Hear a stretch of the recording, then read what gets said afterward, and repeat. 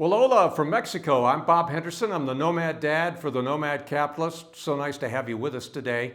And I am speaking for the next several weeks about some topics that are near and dear to me, but some that were brought to my attention by Andrew's social media and production staff in Tbilisi, Georgia, namely taco and Lika. And they have come up with some topics that I probably never would have thought of.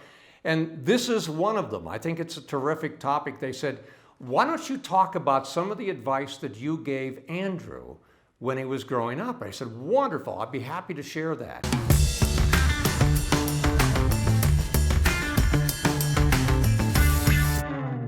Well, I will say that some of the ideas I gave Andrew, probably much like you or your parents, came from my parents. My parents were pretty high achieving, and I was a firstborn male. It's a curse. But in any event, some of the ideas I got from my parents, I have used and I have passed them on to Andrew with maybe my own kind of flavor, or whatever it is that I thought made particular sense. So I will say this to illustrate point number one. Andrew came of age in the 1990s, and this was a less serious period because we'd thrown off communism around the world. The United States is a superpower. It was, as one author put it, a holiday from history, which didn't last very long. And we had kind of like the roaring 20s with Bill Clinton as the president. And all I can say about Bill Clinton is, man, if we're going to have a Democratic president, could we have one like Bill Clinton as opposed to what we've been dealing with recently? Because I think he's pretty liberal, but I don't think that his policies were as crazy as what we're looking at today. But that aside, the one thing was the impeachment, the sexual problems that President Clinton had in the White House that created the impeachment.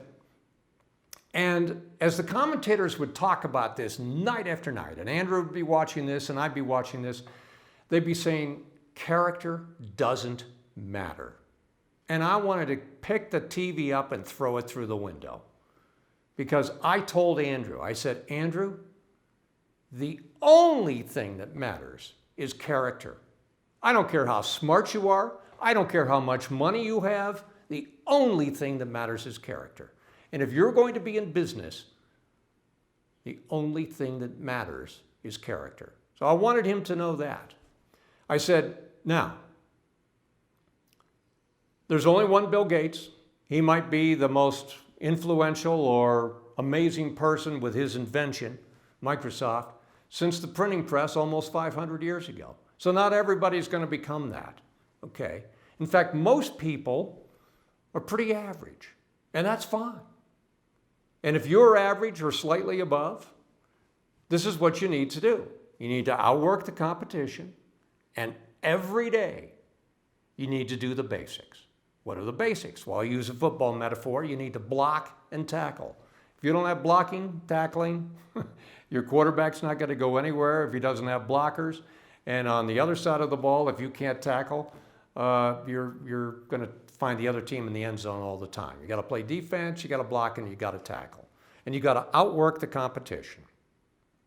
You need to think critically. So if somebody tells you something, all right, fine, but assess it for yourself. Does that work for me? Think critically. Don't just do what you read in a textbook. Think critically. You need to be humble. There's so many people that are successful that you couldn't stand being around in a room. It could be a politician, a business person, an entrepreneur, whatever it is. You need to be humble. And what is the saying? Pride goeth before the fall. You know, people, if you're not going to be humble on the way up, and all those people you pass on the little rope as you get to the top, they're going to love it when you fall down. Because everybody's going to fall and stumble at some point in time. Be humble. I remember when I was starting in business, I had a colleague who was in charge of helping to train me and be a listening, sounding board for me. And he said, "But you need to understand one thing." Well, actually two things. You need to understand that you are a loose cannon because you're self-employed. And the government doesn't like that because they can't control you. And a lot of people don't like that because they look at you and they say, well, he makes pretty good money. They don't understand all the hard work you had to put in, the extra hours you had to put in. You know, you don't get paid if you don't show up, you know, because you were sick or something like that. He says, the other thing you need to do, you need to understand this. In business, you either execute or you're executed. It sounds a little kind of like a pithy saying, but I'm thinking, oh, I kind of like that. I can relate to that sort of thing. So I told Andrew, you know, it's not necessarily dog eat dog. You know, you want to treat everybody with humility. You want to treat them with respect and dignity. You want to treat your clients the best you can, and you know, you're playing the long game. So you want to keep them as clients. You want to do what's right for the client. That's the most important thing. It's part of the character, is the only thing that matters. But you need to understand how important the humility is, and you need to understand how important the respect is. But you need to execute. So that's why you need to block and tackle. Every day, you have to do a sales close. You have to get a referral. You have to meet new centers of influence. You have to do all the regimented things that most people won't do, which is why they don't become particularly successful. So that's my advice. If you want to become successful, this is part of what I passed on to Andrew. And the last pithy saying, this is old as the hills, you plan your work and then you work your plan. That's part of the blocking and tackling and the daily routine. Plan your work, work your plan. You don't necessarily need to go to college to learn all this, but you do need to probably go to the school of hard knocks, because you are going to get knocked down a peg.